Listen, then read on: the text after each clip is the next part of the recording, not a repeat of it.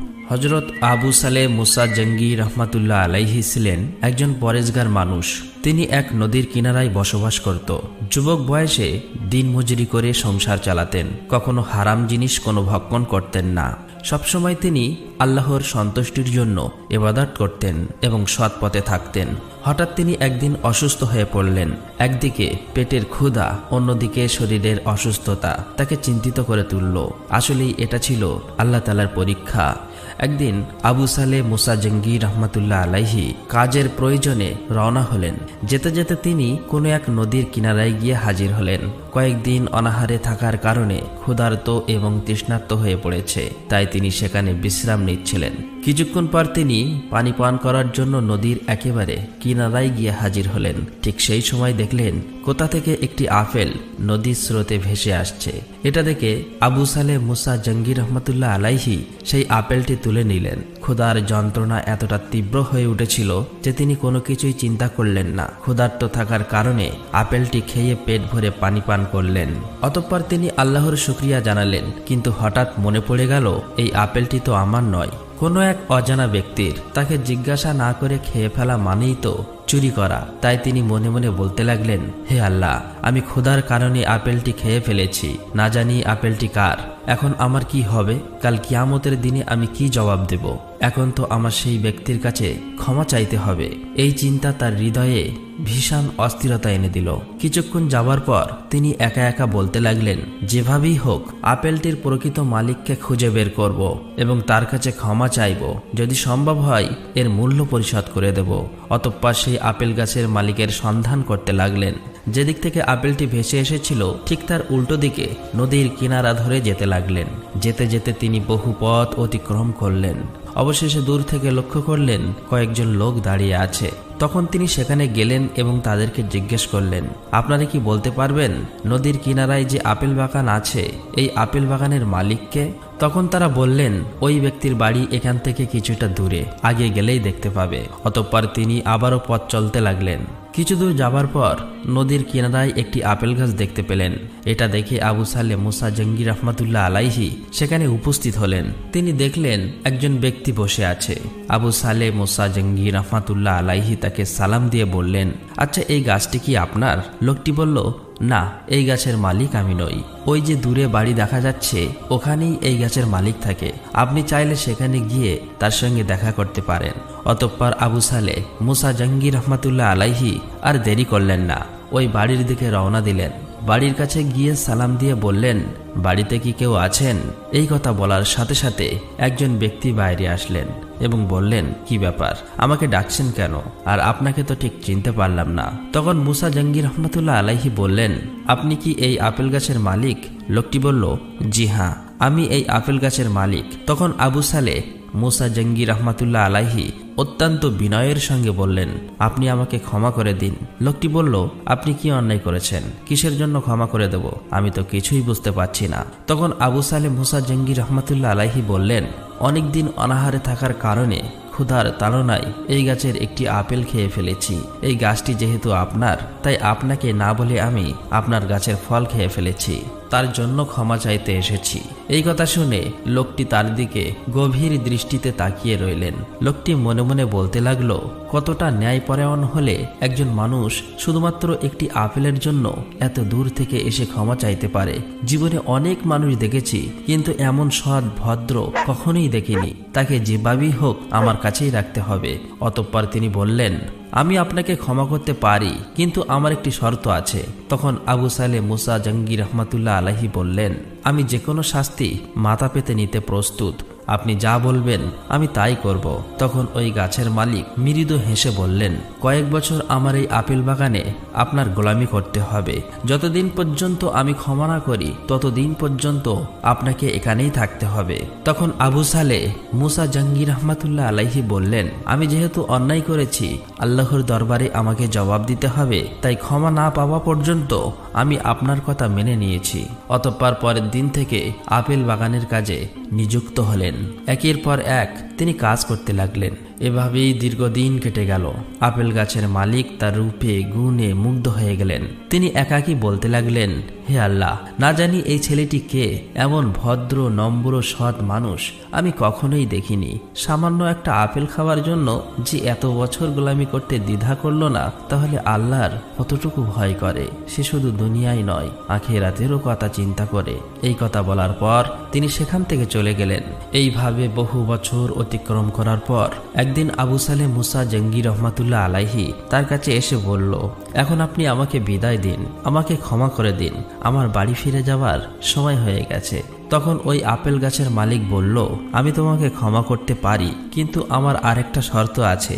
যদি এই শর্ত তুমি পূরণ করতে না পারো, তাহলে তোমাকে ক্ষমা করা আমার পক্ষে সম্ভব নয়। তখন আবু সালেহ মুসা জঙ্গি রহমাতুল্লাহ আলাইহি বললেন, আপনার আরেকটি কি শর্ত আছে? তখন ওই লোকটি বলল, আমার একটি যুবতী বিবাহের উপযুক্ত কন্যা রয়েছে, তাকে তোমার বিবাহ করতে হবে, তাহলেই আমি ক্ষমা করতে পারি। তখন আবু সালেহ মুসা জঙ্গি রহমাতুল্লাহ আলাইহি বলল, যদি বিয়ে করার পরে আপনি আমাকে ক্ষমা করেন, তাহলে বিবাহে রাজি আছি। তখন লোকটি বলল, ভালো করে চিন্তা করো, আমার এই মেয়েটি বোবা, কথা বলতে পারে না, এই মেয়েটি অন্ধ, চোখে দেখতে পায় না, এবং সে খোঁড়া, তুমি কি তারপরেও বিবাহ করবে? আবু সালেহ মুসা জঙ্গি রহমাতুল্লাহ আলাইহি বললেন, আপনি যদি এখন আমাকে ক্ষমা না করেন, তাহলে কাল কিয়ামতের দিনে আমি কি জবাব দেব? আপনার প্রস্তাবে আমি রাজি আছি। অতঃপর তাদের বিবাহ সম্পূর্ণ হলো। সর্বপ্রথম আবু সালেহ মুসা জঙ্গি রহমাতুল্লাহ আলাইহি ঘরে প্রবেশ করলেন। যেমনি সালাম দিলেন, তখন অপর দিক থেকে সালামের উত্তর এলো। এমন আওয়াজ শুনে আবু সালেহ মুসা জঙ্গি রহমাতুল্লাহ আলাইহি চমকে উঠলেন। তিনি ভাবলেন, এই মেয়ে তো কথা বলতে পারে না, তাহলে সালামের উত্তর দিল কিভাবে? তখন ঘর থেকে বেরিয়ে শ্বশুরের কাছে এসে বললেন, আপনি তো বলেছিলেন আপনার কন্যা কথা বলতে পারে না, বোবা, তাহলে সে সালামের উত্তর দিল কিভাবে? আপনি আমার সাথে কথার খেলাপ করেছেন। তখন তিনি বললেন, হ্যাঁ, আমি বলেছি আমার মেয়ে বোবা। এর কারণ হলো, জীবনে ছোট থেকে এখনো পর্যন্ত কোনো পুরুষের সাথে কথা বলেনি, তাই সে বোবা। জীবনে কখনো কোনো পরপুরুষকে দেখেনি, তাই সে অন্ধ। জীবনে সে কখনোই ঘর থেকে বার হয়নি, তাই সে খোঁড়া। ছোট থেকে সে ঘরের মধ্যেই থাকে এবং আল্লাহর ইবাদতে মগ্ন থাকে। আমি আল্লাহর কাছে দোয়া করছি, তোমরা সুখে শান্তিতে সংসার করো। এই কথা শোনার পর আবু সালেহ মুসা জঙ্গি রহমাতুল্লাহ আলাইহি আর কিছু বললেন না। অবশেষে ঘরের মধ্যে প্রবেশ করলেন এবং দেখলেন এক অপূর্ব সুন্দরী আল্লাহওয়ালা সতী সাবিত্রী রমণী বসে আছে। অতঃপর তিনি বললেন, হে আল্লাহ, আপনি আমাকে দুনিয়ায় শ্রেষ্ঠ সম্পদ, একজন পরেশগার নেককার স্ত্রী দান করেছেন। অতঃপর তারা সুখে শান্তিতে বসবাস করতে লাগলো। এভাবে কয়েক বছর অতিবাহিত হয়ে গেল। অবশেষে আল্লাহর অশেষ রহমতে আবু সালেহ মুসা জঙ্গি রহমাতুল্লাহ আলাইহির স্ত্রী অর্থাৎ উম্মে খায়ের ফাতেমা গর্ভবতী হলেন। একদিন রাতে আব্দুল কাদের জিলানী রহমাতুল্লাহ আলাইহের আম্মাজান উম্মে খায়ের ফাতেমা নিজ গৃহে শায়িত ছিলেন। গভীর রজনীতে তিনি স্বপ্ন দেখলেন, হজরত আদম আলাইহিসসালামের স্ত্রী হজরত হাওয়া আলাইহিসসালাম তার কাছে উপস্থিত হয়ে বললেন, হে ফাতেমা, তুমি এই ভুবনের এক ভাগ্যবতী নারী। তোমার গর্ভে যে সন্তান আছে সে হবে আউলিয়া কুল্লের শ্রেষ্ঠ গৌসুল আজম আব্দুল কাদের জিলানী। অতএব তুমি খুব সাবধানে জীবন কাটাতে চেষ্টা করবে। এই কথা বলে সেখান থেকে অদৃশ্য হয়ে গেল। সাথে সাথে উম্মে খায়ের ফাতেমার ঘুম ভেঙে গেল। তখন তিনি আল্লাহর দরবারে শুকরিয়া আদায় করলেন। এভাবে সময় কাটতে লাগলো। অতঃপর 470 হিজরির পহেলা রমজান ইরানের জিলান প্রদেশের নহিব গ্রামে গৌসুল আজম আব্দুল কাদের জিলানী রহমাতুল্লাহ আলাইহি জন্মগ্রহণ করলেন। গৌসুল আজম আব্দুল কাদের জিলানী রহমাতুল্লাহ আলাইহি তখন মায়ের কোলে। রমজান শুরু হবে, তাই রমজানের চাঁদ দেখার জন্য কতগুলো লোক এক জায়গায় হাজির হলো। কিন্তু আবহাওয়া খারাপ থাকার কারণে রমজানের চাঁদ কেউই দেখতে পেল না। একে অপরের মধ্যে বিতর্ক শুরু হলো। কয়েকজন লোক বলতে লাগলো, রমজানের চাঁদ যেহেতু দেখা যায়নি, তাই কাল থেকেই রমজান শুরু হবে। অপরদিকে থাকা কয়েকজন লোক বলল, প্রিয় ভাইয়েরা, আপনারা ভুল বুঝছেন, রমজান আজ থেকে শুরু হয়ে গেছে। এভাবে একে অপরের মধ্যে তর্ক বিতর্ক শুরু হয়ে গেছে। আসলে সত্য কোনটা এটা কেউ বুঝতে পারলেন না। এদিকে গৌসুল আজম আব্দুল কাদের জিলানী রহমাতুল্লাহ আলাইহির আম্মাজান ভালোভাবে লক্ষ্য করে দেখলেন যে তার ছোট্ট শিশু ফজরের আজান থেকে মাগরিব পর্যন্ত একবারের জন্য দুগ্ধপান করেননি। এবং দুগ্ধ দিলেও ছোট শিশু গৌসুল আজম আব্দুল কাদের জিলানী রহমাতুল্লাহ আলাইহি দুধ খেতে চায়নি। তখন তিনি বুঝলেন আসলেই রমজান শুরু হয়ে গেছে। লিখিত আছে এভাবেই আব্দুল কাদের জিলানী প্রথম রমজান থেকে 30 রমজান পর্যন্ত ফজর থেকে মাগরিব পর্যন্ত কখনোই দুগ্ধ পান করতেন না এবং মাগরিবের পরে আবার দুগ্ধ পান করতেন। এভাবেই ধীরে ধীরে গৌসুল আজম আব্দুল কাদের জিলানী বড় হতে লাগলেন। তখন গৌসুল আজম আব্দুল কাদের জিলানী রহমাতুল্লাহ আলাইহি 4 বছর বয়সে উপনীত হলেন। তখন কোরআন শিক্ষার জন্য তার নানাজান একটি হুজুরের কাছে নিয়ে গেল। প্রথম দিন হুজুর তাকে পড়াতে শুরু করলেন। হুজুর বললেন, পড়ো। আউযু বিল্লাহি মিনাশ শাইতানির রাজিম। এরপরেই গৌসুল আজম আব্দুল কাদের জিলানী বিসমিল্লাহির রহমানির রহিম পড়ার পর 18 পারা কোরআন মুখস্থ বলে দিলেন। এটা দেখে সেই হুজুর একেবারেই হতভম্ব হয়ে গেলেন। তিনি চমকে গেলেন, একা একা বলতে লাগলেন, এত ছোট বয়সে যাকে প্রথম পড়ানোর জন্য আনা হলো, পড়ানোর আগেই সে 18 পারা কোরআন কিভাবে মুখস্থ বলতে পারে? তখন হুজুর এক দৃষ্টিতে গৌসুল আজম আব্দুল কাদের জিলানীর দিকে তাকিয়ে রইলেন এবং বললেন, বাবা তোমার নাম কি? তিনি বললেন, আমার নাম আব্দুল কাদের জিলানী। তখন হুজুর বললেন, তোমার ছুটি হয়ে গেছে, তুমি বাড়ি ফিরে যাও। অতঃপর গৌসুল আজম আব্দুল কাদের জিলানী বাড়ির দিকে রওনা হলেন। বাড়িতে প্রবেশ করতেই আব্দুল কাদের জিলানীর নানাজান বললেন, কি ব্যাপার? তোমাকে তো হুজুরের কাছে কোরআন শেখার জন্য দিয়ে এসেছিলাম, এত তাড়াতাড়ি বাড়ি ফিরে এসেছো কেন? তখন গৌসুল আজম আব্দুল কাদের জিলানী বললেন, হুজুর আমাকে ছুটি দিয়েছে আর বলছে যাও, তোমার আর পড়তে হবে না।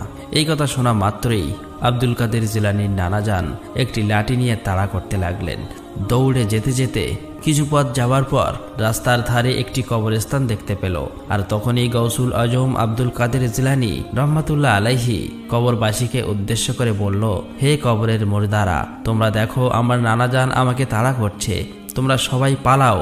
এই কথা বলার সাথে সাথেই কবর থেকে অনেক মুর্দা উঠে এসে আব্দুল কাদের জিলানীর সামনে দাঁড়িয়ে গেল।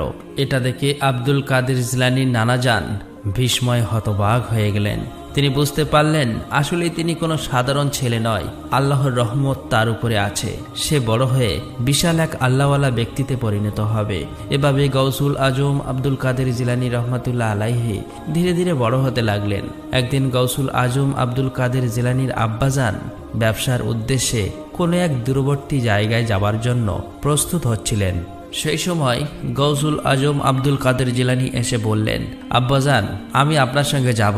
তখন আবু সালে মুসা মৃদু হেসে বললেন, বাবা তুমি এখন ছোট, যেও না। একে তো দীর্ঘ পথ, তার উপর ভয়ঙ্কর জঙ্গল। এই জঙ্গলে অনেক বাঘ ভাল্লুক থাকে, তারা আক্রমণ করতে পারে। তখন গৌসুল আজম আব্দুল কাদের জিলানী বললেন, আব্বাজান তারা আক্রমণ করবে না, আমাকে নিয়ে চলো, আমি যাব। অতঃপর বালক আব্দুল কাদের জিলানীর কথা আর ফেলতে পারলেন না। পরের দিন বাবা ছেলে একসঙ্গে ব্যবসার উদ্দেশ্যে রওনা দিলেন। বাবা ছেলে উভয় যেতে যেতে জঙ্গলের মধ্যবর্তী স্থানে পৌঁছালেন। রহস্যময় এক জঙ্গল, ভয়ঙ্কর পশু পাখির ডাক, গা ছমছমে পরিবেশ। ঠিক ওই সময় তারা দূরে পাহাড়ের দিকে লক্ষ্য করে দেখলেন জঙ্গলের একটি বাঘ উকি মারছে, তাদের দিকে এক দৃষ্টিতে তাকিয়ে আছে। এটা দেখে আবু সালে মুসা জঙ্গি রহমাতুল্লাহ আলাইহি বললেন, আব্দুল কাদির ওই দেখো বাঘ, তাড়াতাড়ি চলো, নয়তোবা সে আক্রমণ করবে। এই কথা শেষ হতে না হতেই সেই বাঘটি হংকার দিয়ে তাদের দিকে আসতে লাগলো। তখন আবু সালে মুসা জঙ্গি ভয়ে কাঁপতে লাগলেন, কিন্তু আব্দুল কাদের জিলানীর চোখে এতটুকু ভয় নেই। এই সময় গৌসুল আজম আব্দুল কাদের জিলানী রহমাতুল্লাহ আলাইহি বললেন, আব্বাজান আপনি এখানেই দাঁড়ান, কিছুই হবে না। যখন বাঘটি তাদের কাছে আসলো তখন গৌসুল আজম আব্দুল কাদের জিলানী রহমাতুল্লাহ আলাইহি বাঘের দিকে সোজা তাকিয়ে দরাজ কান্টে বললেন, হে জঙ্গলের বাঘ, আমার নাম আব্দুল কাদের জিলানী, আমি হলাম আল্লাহর বান্দা, রহমাতুল্লিল আলামিন মুহাম্মদুর রাসূলুল্লাহ সাল্লাল্লাহু আলাইহি ওয়াসাল্লামের উম্মত। এই কথা শোনা মাত্রই বাঘটি হঠাৎ থেমে গেল, তার দৃষ্টিতে আর কোনো হিংস্র নেই। বাঘটি মাথা নিচু করে আব্দুল কাদের জিলানীর সামনে এসে পায়ের কাছে পড়ল। আব্দুল কাদের জিলানী ও আবু সালে মুসা জঙ্গি রহমাতুল্লাহ আলাইহির পায়ে সালাম করলেন। এটা দেখে আবু সালে মুসা জঙ্গি রহমাতুল্লাহ আলাইহি বিস্ময়ে হতবাক হয়ে গেলেন। তারপর বাঘটি ধীরে ধীরে জঙ্গলের মধ্যে মিলিয়ে গেলেন। এই অলৌকিক ঘটনার পর আবু সালে মুসা উপলব্ধি করলেন ছোট আব্দুল কাদের জিলানী সাধারণ কোনো শিশু নয়, সে ভবিষ্যতে মহান আল্লাহর একজন বিশেষ অলিতে পরিণত হবে। এই ঘটনার বেশ কিছুদিন পর একবার বাগদাদে একটি গুরুত্বপূর্ণ এলাকায় ভয়াবহ আগুন লেগে যায়। আগুন দ্রুত ছড়িয়ে পড়ে এবং এলাকাবাসীর ঘরবাড়ি ধ্বংস হতে শুরু করে। লোকেরা আতঙ্কিত হয়ে দিকবিক ছুটতে থাকে এবং তাদের সম্পদ বাঁচানোর চেষ্টা করে, কিন্তু তারা কিছুই বুঝতে পারছে না, কারণ আগুনের তীব্রতা এতটাই বেশি ছিল যে কেউ আগুন নেভাতে সক্ষম হচ্ছিল না। এই অবস্থায় সবাই আব্দুল কাদের জিলানী রহমাতুল্লাহ আলাইহির কাছে ছুটে আসলেন। তারা জানায় যে, আব্দুল কাদের জিলানী, তুমি একটা কিছু করো, আগুন আমাদের জীবন ও সম্পদ সম্পূর্ণ ধ্বংস করে দিচ্ছে। তখন আব্দুল কাদের জিলানী রহমাতুল্লাহ আলাইহি এই সংবাদ শুনে বললেন, তোমরা ধৈর্য ধারণ করো এবং আল্লাহর উপরে ভরসা রাখো। অতঃপর আব্দুল কাদের জিলানী অতি দ্রুত ঘটনাস্থলে যান। সেখানে গিয়ে দেখল সমস্ত কিছু প্রায় পুড়ে শেষ হয়ে গেছে, কিছুটা মাত্র বাকি। তখন আব্দুল কাদের জিলানী আল্লাহর কাছে দোয়া করে বললেন, হে আল্লাহ, তুমি চাইলে সবকিছুই সম্ভব। আল্লাহ গো, তুমি তো নমরুদের আগুন থেকে ইব্রাহিম আলাইহিসসালামকে বাঁচিয়েছিলেন, দয়া করে মেহেরবানি করে আজকে আমাদের রক্ষা করুন। এই কথা বলে আগুনকে নির্দেশ দিল, এই আগুন থেমে যাও, আল্লাহর নির্দেশে তুমি আর ক্ষতি করতে পারবে না। তার এই কথা বলার সঙ্গে সঙ্গে আগুন ধীরে ধীরে থেমে যায়। আশেপাশের লোকেরা চাক্ষুষ দেখল যে আগুন আর ছড়াচ্ছে না এবং আগুনের জ্বলন্ত শিখা পুরোপুরি নিভে যাচ্ছে। এটা দেখে সবাই হতবাক হয়ে গেল। এই অলৌকিক ঘটনা দেখে যারা অমুসলিম ছিল আব্দুল কাদের জিলানীর হাতে হাত দিয়ে মুরিদ হয়ে গেল, আল্লাহর প্রতি পূর্ণ বিশ্বাস ও ঈমানদার হয়ে গেল। এভাবেই আব্দুল কাদের জিলানী যখন ছোট থেকে বড় হয়ে উঠল, তখন আল্লাহর একজন অলিতে পরিণত হয়ে গেল। আব্দুল কাদের জিলানী সবসময় আল্লাহর ইবাদতে মগ্ন থাকতেন। একদিন গৌসুল আজম আব্দুল কাদের জিলানী গভীর জঙ্গলে এক নিস্তব্ধ জায়গায় বসে আল্লাহর ইবাদতে মগ্ন ছিলেন। ঠিক সেই সময় একটি অদ্ভুত ধরনের ভয়ঙ্কর চেহারার মানুষ এসে হাজির হলেন। এটা দেখে গৌসুল আজম আব্দুল কাদের জিলানী অবাক হয়ে গেলেন। মনে মনে ভাবতে লাগলো, এই গভীর জঙ্গলে মানুষের কোনো দেখা নেই, তবে এই ধরনের মানুষ কোথা থেকে এলো? এই অদ্ভুত চেহারার মানুষটি ধীরে ধীরে তার কাছে এসে বলল, হে আব্দুল কাদের জিলানী, তুমি তো আল্লাহর খাস বান্দা, তাহলে গভীর জঙ্গলে কি করছো?